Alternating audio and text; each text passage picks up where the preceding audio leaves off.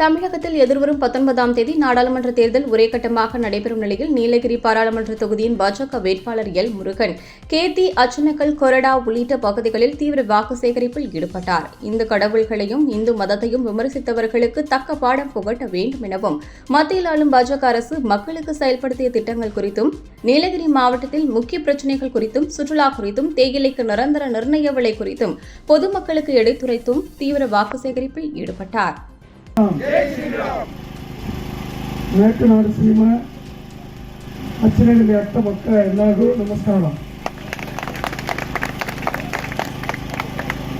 ನಾನೀಗ ಅಣ್ಣ ತಮ್ಮನಾಗಿ ದೇವರ ಕಾಣಿಕೆ ಕಟ್ಟಿ ಓಟು ಕೇಳಲು ಬಂದಿದೆ. ನೀವು ಆಗಿರಬೇಕು. అందువల్ల அச்சனைகள் கிராமத்தை அக்னி சேர்ந்த பெரியவர்களை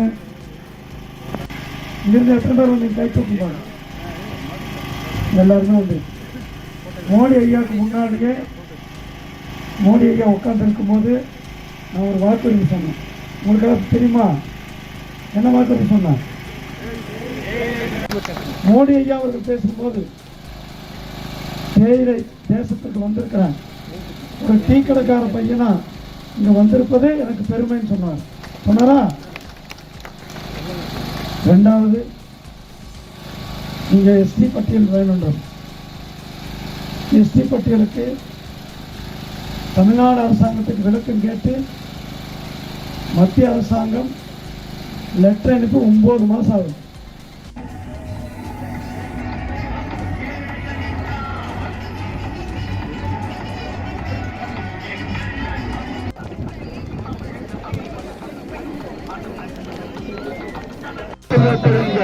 தாமரை தாமரை தாமரை நாடு நலம்பெற